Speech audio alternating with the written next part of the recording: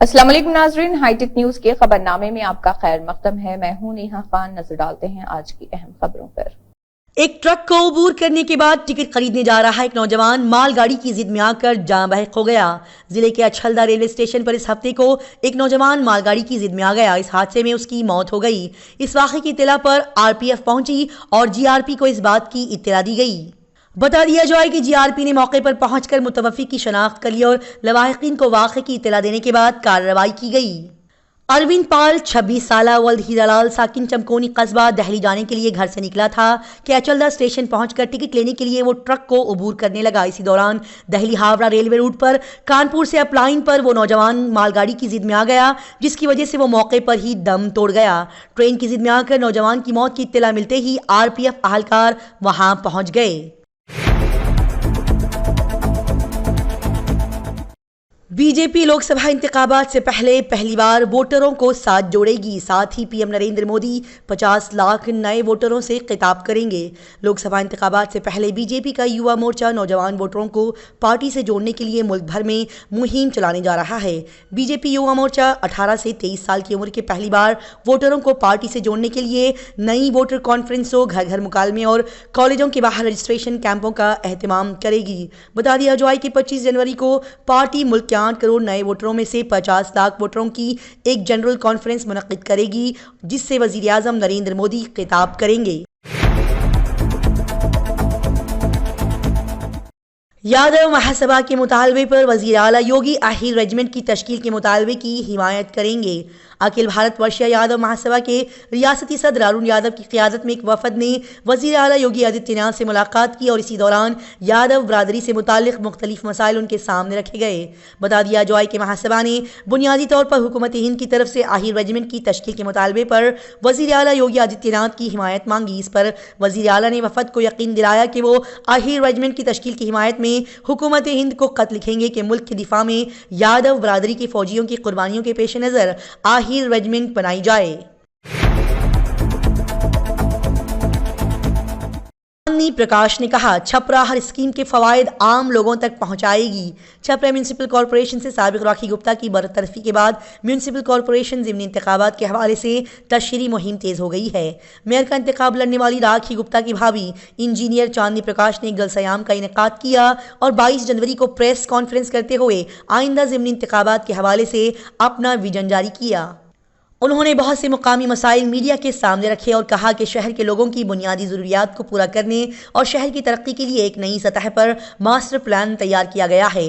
Press conference के दौरान वैश्य समाज के श्याम बिहारी अग्रवाल ने कहा कि छपरा शहर को एक तालीम याफ्ता इमेज और एक मजबूत और बाख्तियार खातून क़ियादत की ज़रूरत है, जो अवामी मसाइल को हक काम तक पहुँचाए, जो शहर के लोगों की बात सुने और तरक्की को तरजीह दे। प्राण प्रतिष्ठा प्रोग्राम के लिए आने वाले मेहमानों को राम जन्मभूमि की मिट्टी पेश की जाएगी। ये नरेंद्र मोदी के लिए एक खास तोहफा है। उत्तर प्रदेश के अयोध्या में तामीर होने वाले अजीमुश्शान राम मंदिर के तक़द्दुस की तैयारियां आखिरी मरहले में पहुंच गई है। इस तकरीब को खुसूसी बनाने के लिए बड़े पैमाने पर तैयारियां की जा रही है। इस तकरीब में मुल्क के मारूफ शख्सियात और बाबाओं समेत समाज के मुख्तलिफ तबकों को जोड़ने का इंतजाम किया गया। ट्रस्ट के मुताबिक तकरीब में शिरकत करने वाले 11,000 से ज़ायद मेहमानों और मदऊ अफराद को यादगारी तोहफ़े दिए जाएंगे। बता दिया जाए कि राम मंदिर ट्रस्ट की जानिब से राम लल्ला के तक़द्दुस में आने वाले सभी मेहमानों और मदऊ अफराद को ऐसा तोहफ़ा देने का इंतज़ाम किया जा रहा है जिसे वो हमेशा याद रखेंगे। जी हाँ, ट्रस्ट के मुताबिक राम मंदिर की बुनियाद की खुदाई के दौरान निकाली गई राम जन्मभूमि की मिट्टी को डब्बों में भरकर अयोध्या में प्राण प्रतिष्ठा की तकरीब में शिरकत करने वाले मेहमानों को पेश किया जाएगा। भुवनेश्वर कुमार की 6 साल बाद धमाका क़ैज़ वापसी। 8 विकेटें लेकर उन्होंने सनसनी पैदा कर दी। भुवनेश्वर कुमार ने 6 साल बाद फर्स्ट क्लास क्रिकेट में शानदार वापसी करते हुए अपनी बेहतरीन कारकर्दगी का मुजाहिरा किया। भुवनेश्वर कुमार ने रणजी ट्रॉफी के मैच में उत्तर प्रदेश की तरफ से खेलते हुए बंगाल के खिलाफ सिर्फ 22 ओवर में 8 विकेटें लेकर एक नई तारीख रकम कर दी है। बता दिया जाए कि रेड बॉल क्रिकेट में भुवी की अब तक की बेहतरीन कारकर्दगी है। आपको बताते हुए चले कि भुवी ने इस मैच के जरिए 6 साल बाद रेड बॉल क्रिकेट में वापसी की है। उन्होंने अपना आखिरी फर्स्ट क्लास मैच साल 2018 में खेला था। चीन के सख्त हरीफ लाई चिंगटाई ने ताइवान का सदारती इंतखाब जीत लिया।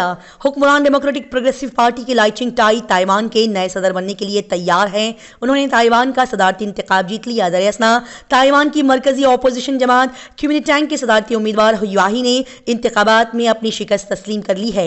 बता दिया जाए कि लाई की डेमोक्रेटिक प्रोग्रेसिव पार्टी ताइवान की अलहदा शनाख्त की हिमायत करती है और चीन के इलाकाई दावों को वो मुस्तरद करती है। पार्टी ने तीसरी बार ये शानदार कामयाबी हासिल की है जो ताइवान के मौजूदा इंतखाबी निजाम के तहत बेमिसाल है। सड़क हादसे में ड्राइवर का सर कटकर झाड़ियों में गिर गया और स्कॉर्पियो में सवार 2 अफराद शदीद तौर पर जख्मी हो गए। जुमा की रात बलोत्रा जिले में सिंधारी विंकल माता मंदिर के करीब स्कॉर्पियो में सवार 3 लोग रियासती शाहरा से गांव की तरफ जा रहे थे कि उनकी गाड़ी अचानक से बेकाबू हो गई और हाईवे से नीचे जाकर 4 बार उलट गई। हादसा इतना खतरनाक था कि स्कॉर्पियो ड्राइवर का सर जिस्म से जुदा होकर बबूल की झाड़ियों में फंस गया और 2 दीगर अफराद शदीद तौर पर जख्मी हो गए। बता दिया जाए कि मकतूल की लाश संधारी अस्पताल के मुर्दाखाने में रखवा दी गई है। संधारी पुलिस स्टेशन के अफसर सुरेंद्र कुमार ने बताया कि बाड़मेर से संधारी की तरफ आने वाली स्कॉर्पियो ने कंट्रोल खो दिया और संधारी विंकल माता मंदिर के करीब ये उलट गई। इस हादसे में प्रीत सिंह 35 साल उर्फ पिंटू मौके पर ही मर गया, जबकि 2 दीगर अफराद शदीद तौर पर जख्मी हुए हैं। असातिज़ा की भर्ती के उम्मीदवारों ने वज़ीर आला की रिहाइशगाह रोड के सामने कड़ा एहतजाज किया। उत्तर प्रदेश में रिजर्व कैटेगरी के 6,800 उम्मीदवारों का तवील अरसे से जारी हंगामा इस हफ्ते को एक मुजाहरे में बदल गया। असातिज़ा की भर्ती के लिए उम्मीदवारों ने वज़ीर आला की रिहाइशगाह पहुंचकर कड़ा एहतजाज किया।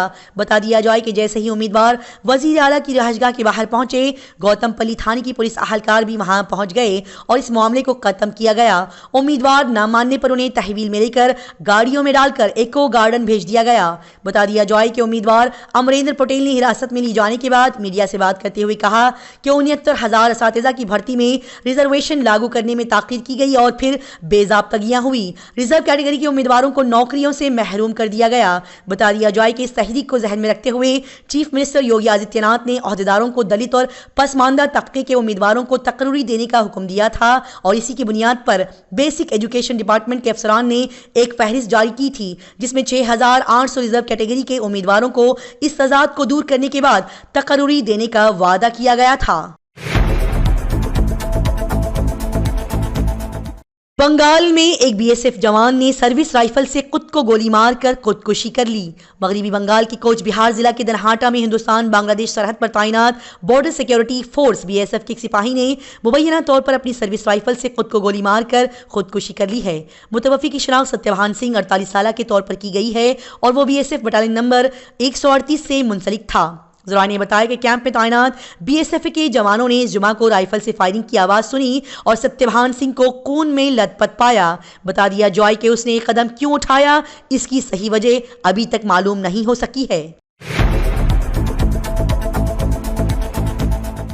अमेरिका में राम लल्ला प्राण प्रतिष्ठा प्रोग्राम देखने को मिल रहा है। इसी के तहत कई सारे बड़े बैनर्स और बोर्ड्स लगाए गए। अयोध्या के राम मंदिर में 22 जनवरी को राम लल्ला की जिंदगी के तकद्दुस की एक अजीम शान तकरीब का एहतमाम किया जा रहा है। इस अजीम शान तकरीब से पहले दुनिया भर में कई प्रोग्राम मुनक्किद किए जा रहे हैं जिसमें मुल्क और दुनिया के राम भक्तों का जोश व खरोश देखा जा रहा है। बता दिया जाए कि हिंदुस्तान के अलावा दुनिया के कोने कोने में भी राम की अकीदत देखने को मिल रही है। ऐसी ही सूरत हाल अमेरिका में भी देखी जा रही है जहाँ भगवान राम के कई सारे बड़े बड़े होर्डिंग्स लगाए जा रहे हैं। कई सारी गाड़ियां जाम में फंस गई थी कि अचानक लैंडस्लाइडिंग हो गई और दिल दहला देने वाला मंजर आंखों के सामने आ गया।